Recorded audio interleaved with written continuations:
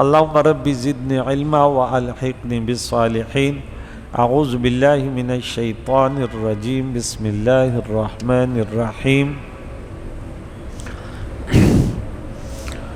وَيُنذِرَ الَّذِينَ قَالُوا اتَّخَذَ اللَّهُ وَلَدًا۔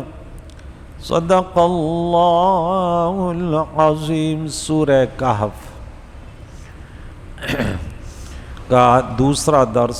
کل ہم نے درس کیا کہ تمام تعریفیں اس اللہ کے لیے ہیں جس نے اپنے بندے خاص بندے مقرب پر کتاب یعنی قرآن پاک نازل کی ہے اور اس میں کوئی کجی نہیں ہے۔ وَلَمْ يَجْعَلْ لَهُ عِوَجًا، اللہ کریم نے اس میں کوئی کجی نہیں رکھی، کوئی عیب، کوئی جو خبریں ہیں، جو واقعات ہیں، جو اوامر ہیں، جو نواہیات ہیں، ذرہ برابر اس میں کمی زیادتی نہیں ہے۔ اور سورہ نساء میں سورت نمبر 4 میں کل میں اپنے آپ کو بتا چکا تھا کہ آج یہ ہماری 18ویں سورت ہے۔ ہر سورت کے بارے میں بتا کہ فلاں سورت کی اتنی آیتیں، فلاں سورت کی اتنی آیتیں۔ تو سورہ نساء میں آیت نمبر 82 میں ہم نے اس کلام کے بارے میں پڑھا تھا کہ حضور نے ایک کلام کہا تو انہوں نے بولا دیکھیں اب یہ کہتا ہے کہ میری اطاعت کرو، یہ تو اللہ کریم نے فرمایا من یطع اللہ من یطع الرسول فقد اطاع اللہ۔ غالباً 81 نمبر آیت تھی یا 80 تھی سورہ نساء میں کہ جو رسول کی اطاعت کر گئی یہ اللہ کی اطاعت ہے۔ اللہ کے محب بننا چاہتے تو اس نبی کے پیروکار بنو، اللہ کے محبوب بن جاؤ گے۔ تو وہاں 82 نمبر آیت پہ پھر ہم نے پڑھا تھا کہ وَلَوْ كَانَ مِنْ عِنْدِ غَيْرِ اللَّهِ لَوَجَدُوا فِيهِ اخْتِلَافًا كَثِيرًا۔ یہ اگر اللہ کا کلام نہ ہوتا نا تو اس پہ آپس میں ٹکراؤ ہوتا۔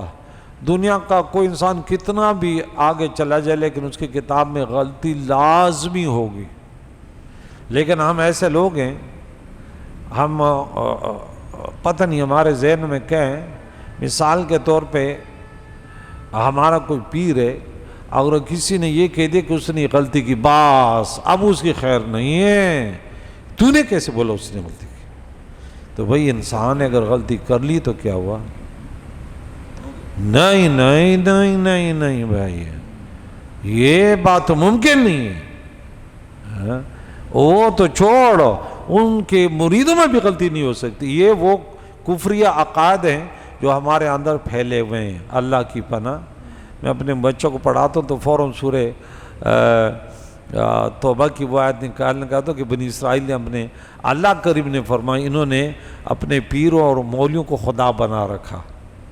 ہاں اب یہ کھلی چھوٹ ہے، کچھ بھی بولے ارے ہمارا پیر تو غلط نہیں بول سکتا نا بھائی، انا للہ و انا، یہ عقیدہ تیرا یہ اسلام کے خلاف ہے۔ یہ میں نے پریکٹیکل زندگی میں دیکھا، لیکن یہ چیز میں نے بولا یا اللہ یہ اگر قرآن پاک کا صحیح مطالعہ کر دے کم از کم ان کا اتنا گندا ذہن نہ ہوتا۔ بھئی اگر غلطی ہو گئی ہے تو انسان ہے، ہم تو صحابہ کے بھی قائل ہیں کہ ان سے بھی غلطی ہو سکتی، یہ تھوڑی کہ معصوم ہے کہ بھائی معصوم انبیاء کی جو اتحادی وہ ہے اس کے درمیان دے وہ معصوم ہے، ٹھیک ہے۔ تو یہ قرآن اللہ کا کلام ہے، اس میں کوئی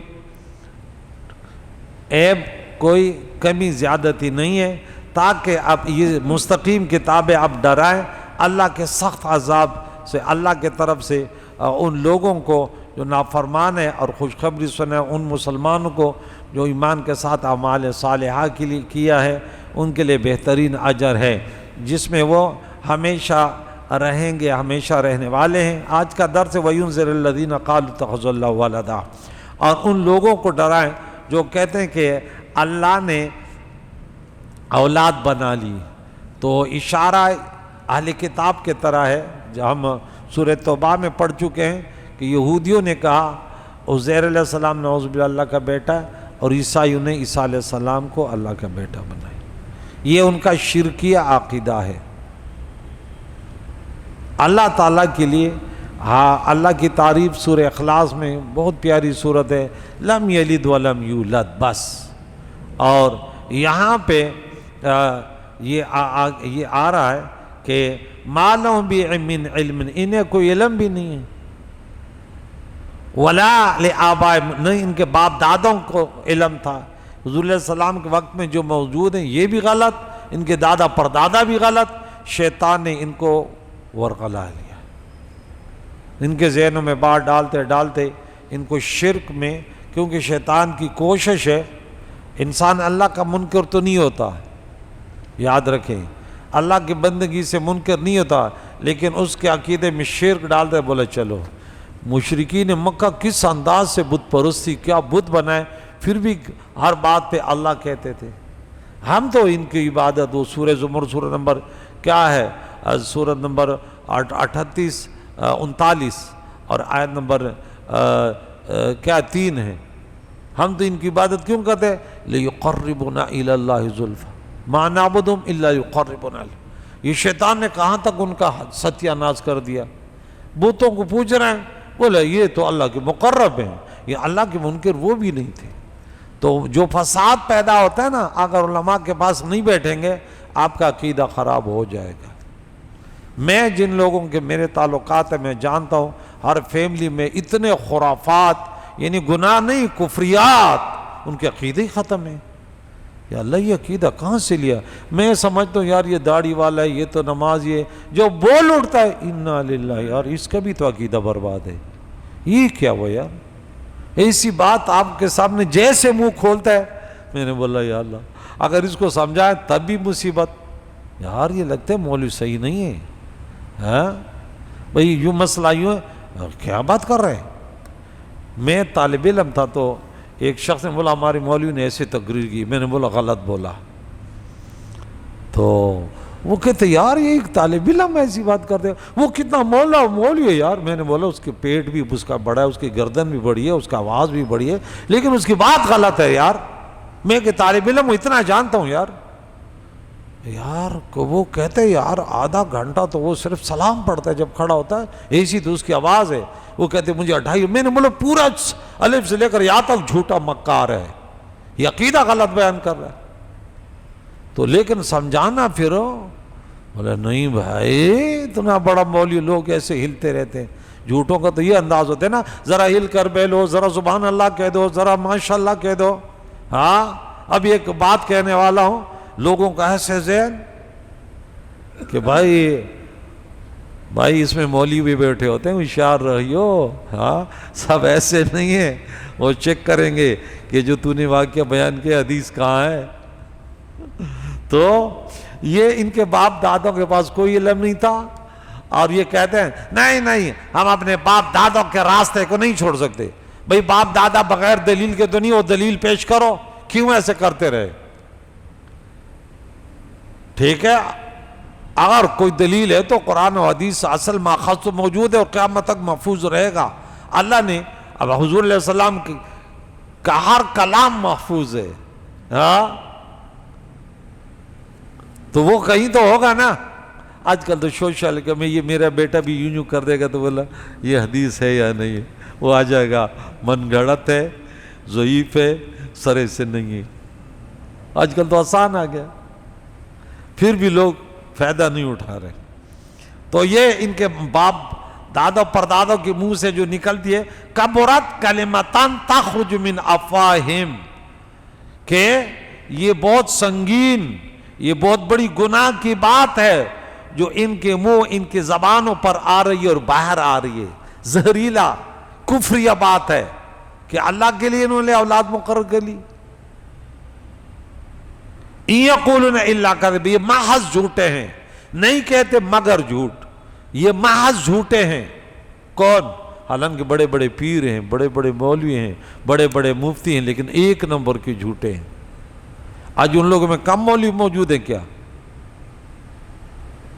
لیکن یہ ہمیشہ عقیدہ رکھیں، اللہ کے نبی نے فرمایا، یہ آیت ہمیشہ یاد رکھو کہ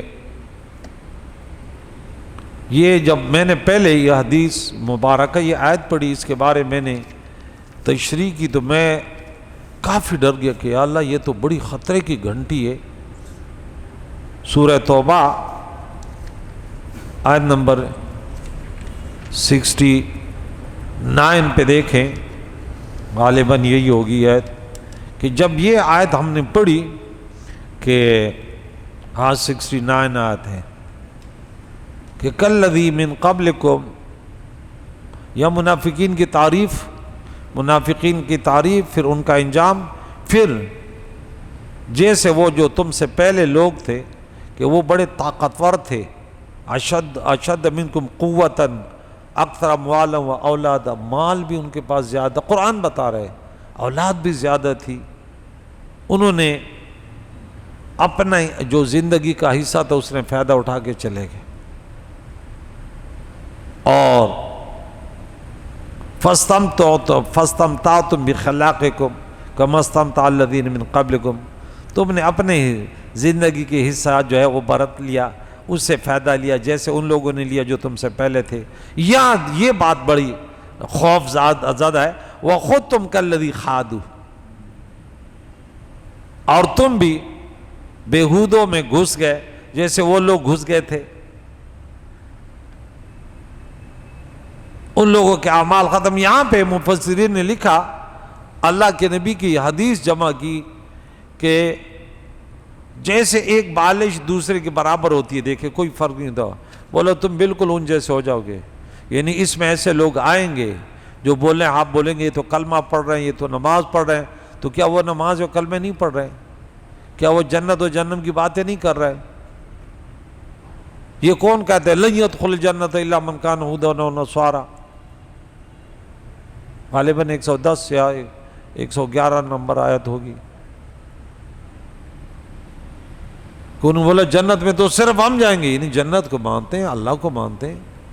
اللہ نے فرمایا نہیں تم جھوٹ بولے ہو، جنت میں کیوں نہیں جائیں گے؟ بہت جو بھی اللہ کو ماننے والے، بھلا من اسلم وجہہ للہ و محسن فلہ اجر عند ربہ ولا خوف علیہم ولا هم يحزنون، 112 نمبر آیت۔ اور فرمایا اگر وہ راستے میں بدکاری کرو گے تو تم بھی کرو گے، اگر وہ مات سے بدکاری کریں گے تو تم بھی کرو گے۔ تو آج اب ہم دیکھ رہے ہیں کہ مسلمانوں نے حدود کراس کر لی ہے، نہیں، بدکاریوں میں، شرابوں میں، قتل و غارت میں، کون سی بیماری ہے پریکٹیکل؟ کوئی یہ بھی کہہ سکتے کہ بھائی یہ ہم تھوڑی ہیں، بھائی میں مسلمانوں کی بات کر رہا ہوں کہ کون سی بات ہے جو ہمارے اندر نہیں ہے، مولویوں میں کون سی بیماری ہمارے مولویوں میں جو نہیں ہے؟ توجہ زیادہ تر ان کی فرقواریت پر ہے یا زیادہ توجہ امت کی اصلاح پر ہے؟ زیادہ فرقواریت پر ہے۔ جہاں ظلم و ستم ہو رہا ہے، حکومت وقت ظلم کر رہا ہے، دوسرا مولوی منبر پر بیٹھ گئے کہتے ہاں انہوں نے انا للہ، کیا آپ مر کر نہیں جاؤ گے، قبرستان میں نہیں جاؤ گے، ایسے بکواس کر رہے ہو؟ ارے تو نے داڑھی رکھی ہوئی تو ممبر اور محراب کا وارث ہے، ایسی بکواس کرتا ہے؟ ظالم کو ظالم نہیں کہہ سکتا تو کہ وہی غلط کیا انہوں نے؟ آپ قرآن پڑھنے والے ملک، قرآن میں ایسی سزا، مسلمانوں کو ایسی سزا کہاں سے آ گئی ہے؟ باغی الگ بات ہے، باغیوں کو بھی ہم پڑھتے ہیں، یہ دیکھ کہ باغیوں کے بارے میں یاد رکھیں۔ سورہ مائدہ نکالیں، 32-33 آیت نکلیں، یہ دیکھیں فوراً وہ آیت سامنے آ گئی۔ انما جزاء الذین یحاربون اللہ ورسولہ ویسعون فی الارض فسادا، وہ لوگ جو اللہ اور رسول سے لڑتے ہیں، زمین میں فساد پھیلاتے ہیں، انہیں قتل کیا جائے، انہیں جو ہے سولیوں پر لٹکایا جائے، ان کے ہاتھ پاؤں ایک دوسرے کے خلاف کاٹے جائے، انہیں زمین سے نکالا جائے، یہ ان لوگوں کی سزا رہی ہے۔ آپ سے اگر کسی نے کوئی مطالبہ کیا، کوئی سیاسی اختلاف ہو سکتا ہے، کوئی مطالبہ ہو سکتا ہے، کوئی جلسہ جلوس، ان کے ساتھ یزیدوں والا معاملہ، آپ نے خبر، ہمیں تو یہ فکر ہے کہ تمہاری خبر تو گئی، پھر اتنے مسلمانوں کو مار کر آپ نے اگر کہا کہ میں نے اچھا کیا تو پھر تو کلمہ بھی گیا۔ ظالم آپ تب بچے گا کہ بولے میں نے ظلم کیا، اللہ توبہ کی توفیق دے۔ تو یہ آیت یاد رکھیں، یہ سورہ مائدہ کی آیت نمبر 33 سے۔ تو اس صورت میں آپ کوئی کہتے کہ یہ باغی ہے تو بولا بھائی باغیوں کی تعریف ہم نے پڑھی ہے، ٹھیک ہے نا، کہ وہ اس انداز سے ہوتے ہیں۔ سب سے پہلے تو وہ اللہ اور نبی کی مخالفت کون سی کی؟ کوئی نمازوں کو چھوڑ دے، ہاں اذان کے خلاف ہو جائے، دین اسلام کے کچھ شعار اسلام کے خلاف ہو جائے۔ بہرحال یہ لوگ جھوٹ کہتے ہیں، اے محبوب فَلَعَلَّكَ بَاخِعٌ نَفْسَكَ عَلَىٰ آثَارِهِمْ، کتنی پیاری بات ہے یہ۔ یعنی یہ بات اس لحاظ سے پیار ہے کہ مجھے میرے نبی کو اللہ کے مخلوق سے کتنا پیار ہے۔ یعنی ایک اللہ کی طرف سے جو تبلیغ حضور کے ذمہ کرم پر تھی نا، اللہ کی طرف سے حضور پر جو فرائض تھے تبلیغ کے، حضور اس سے بڑھ کر اس کو ادا کر رہا ہے۔ اس لیے تو اللہ وہ دے رہا ہے کہ نہیں اب ایسا نہیں کریں، آپ اپنے آپ کو خطرے میں کیوں ڈال رہے ہیں؟ حد سے بڑھ کر رہے ہیں۔ ایک بچہ ہے، ایک مزدور ہے، باپ بچے کو کہتے ہیں بیٹے اتنی محنت نہیں کر، وہ والا پنکھا بند کر دے یار، کون ہے، اتنی محنت نہیں کرے، تھوڑا اپنے اوپر کرم کرے۔ تو پتہ چلا کہ یہ بچہ بڑا وفادار ہے۔ یہ آپ کی فیکٹری مل وغیرہ میں کوئی مزدور کام کر رہے اور سیٹ آ جائے کہ حضور والا دنیا یار تھوڑا سا وقفہ بھی کیا کریں، تو پتہ چلا کہ باکمال انسان ہے۔ میرے نبی کو، ہمارے آقا دو جہان کو اللہ فرماتے اگر یہ لوگ اس قرآن پر ایمان نہ لائے، اللہ اکبر کبیرہ، اِن لَمْ يَؤْمِنُوا بِهَذَا الْحَدِيثِ، اس قرآن پر اگر ایمان نہ لائیں، ہاں تو لگتا ہے کہ آپ فرط غم سے ان کے پیچھے جان دے دیں گے۔ اپنے آپ سے ہاتھ دھو بیٹھیں کہ اتنی فکر، اتنا غم، آپ نے تو بس صرف بتانا ہے، وَمَا عَلَيْكَ إِلَّا الْبَلَاغُ، یہ صحیح غلط بات کہ آپ کے ذمہ نہیں ہے کہ کس کو صاحب ہدایت کس کو دینی ہے۔ آپ وَمَا عَلَيْكَ إِلَّا الْبَلَاغُ إِنَّكَ لَتَهْدِي إِلَىٰ صِرَاطٍ مُسْتَقِيمٍ، بس پیدا کرنا کسی کے دل میں ایمان یہ آپ کا کام نہیں ہے، کسی کوئی مسلمان بنے وہ اللہ کی مرضی، آپ نے بتانا ہے صحیح ہے غلط بس۔ یہاں دیکھیں کتنی ان حضور علیہ السلام پورے انسانیت کے لیے، ہم اپنے نبی سے محبت کرتے ہیں لیکن ایک غلط انسان کے لیے ہم اچھی سوچ نہیں رکھتے۔ ہم اس کے لیے کم از کم اگر مسلمان ہے، گمراہ ہے، غلط راستے پر ہے، یہ تو ہمیں اجازت ہے نا کہ ہم ان کے لیے دعا کریں، یا اللہ انہیں صراط مستقیم پر گامزن فرما، اس غلط راستے سے اللہ ان کو بچا۔ یہاں پہ دیکھیں مصنف لکھتے ہیں کہ اسے دو مسئلے معلوم ہیں، ایک یہ کہ پیارے آقا دوران تبلیغ میں اپنے فرض منصبی سے زیادہ کوشش فرماتے ہیں۔ فرض منصبی سے ہر انسان کے کچھ فرائض ہوتے ہیں، آپ کے 8 گھنٹے ڈیوٹی ہے تو آپ 9 گھنٹے ڈیوٹی کر رہے ہیں، زیادہ کوشش فرما رہے ہیں۔ اللہ فرماتا ہے یا محبوب رات کے وہ کھڑے قم اللیل الا قلیلا، مگر اب اللہ تعالیٰ بتا رہے کہ نہیں۔ اور حضور علیہ السلام اتنے کھڑے ہو رہے پاؤں، بولا عائشہ صدیقہ رضی اللہ عنہ کہتی یا رسول اللہ آپ کی شان کیا ہے؟ بولے کیا میں اللہ کا ایک شاکر بندہ نہ بنوں؟ اللہ نے اتنا کرم کیا، میں شکر گزار بندہ نہ بنوں؟ اللہ اکبر کبیرہ، امت کی فکر۔ اور اللہ کے بندوں پر ان کے ماں باپ سے زیادہ مہربان ہیں۔ دوسری ہے کہ رب تعالیٰ حضور علیہ السلام پر ایسا مہربان ہے کہ ماں باپ بھی اپنے اولاد پر ایسے مہربان نہیں ہوتے، کیونکہ اپنے محبوب کی ہر حالت قلبی کی ہر وقت خبرگیری فرماتا ہے۔ یہ تو لکھا ہے، میرا تو عقیدہ ہے کہ حضور پر نہیں، اللہ پورے انسانیت پر اپنے ماں باپ سے کروڑوں درجہ زیادہ مہربان ہے، کیونکہ ماں باپ کی مہربانی کسی وجہ سے ہوگی، کسی وجہ سے ہوگی نا، لیکن اللہ کی مہربانی کسی وجہ سے نہیں ہے۔ اللہ کرم فرماتا ہے، ہم تو کسی کی اگر خدمت کریں کچھ بھی کریں یا تو کہتے ہیں دنیا میں پیدا دیں گے اولاد بڑے ہو کہ میری مدد، یا کم از کم یہی ہوتا ہے کہ اللہ تو راضی ہوگا، پھر بھی ایک لالچ تو ہے نا۔ لیکن اللہ تعالیٰ کو تو کچھ بھی نہیں، وہ تو صمد ذات ہے، بے پرواہ ہے، اور پھر بھی اتنا مہربان، وہ نافرمانی کر رہے ہو اللہ تعالیٰ پورا نظام اس کے لیے چلا رہا ہے۔ ایسے نہیں کہ میں نے تم سے سورج کی روشنی روک لی، میں نے تم سے اپنی ٹھنڈی ہوائیں اور پانی سے روک لیا۔ اگر اللہ تو کن فیکون ذات ہے، ہاں اس کے لیے کیا مشکل ہے؟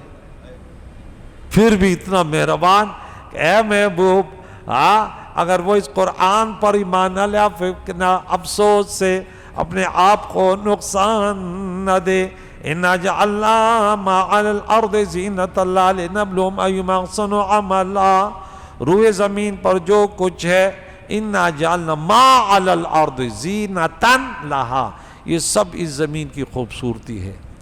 اور امام بوصیری کہتے ہیں محمد زینت الدنیا و باجتہ، حضور علیہ السلام اس کائنات کے یقیناً تازگی و خوبصورتی جو اس دنیا کی وہ میرے نبی ہیں.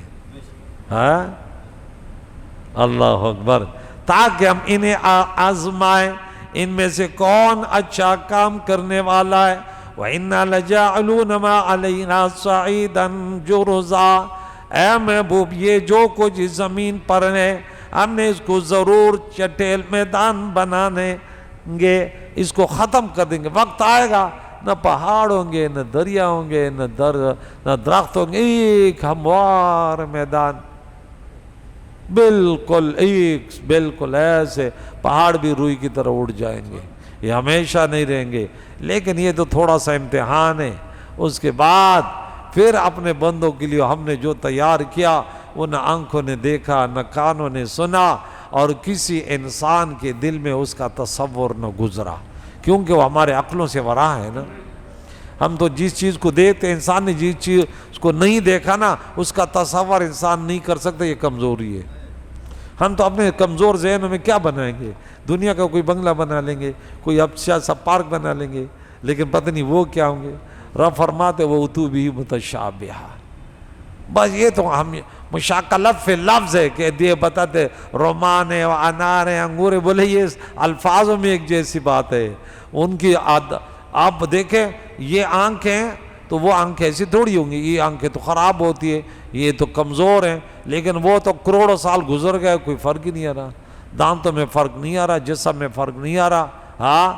ایسے کوئی جنت کی زمین کو اللہ نے بنایا کہ وہاں پہ بڑھاپا کچھ بھی نہیں، بس جوان ہے جوان ہے جوان. کہتے میرے بندے ہو کر تو دیکھو کیا وہ نعمت دوں گا. اگر تم حیران نہ ہو جانا تو پھر بتانا. انسان ذرا میرے بندے بن کر تو دیکھو. اللہ کی بندگی حضور علیہ السلام نے، آج ہم نے تفسیر نہیں پڑھی، کل اس پر مزید کہ اس پر بڑی گفتگو کی ہے مفسرین کرام نے.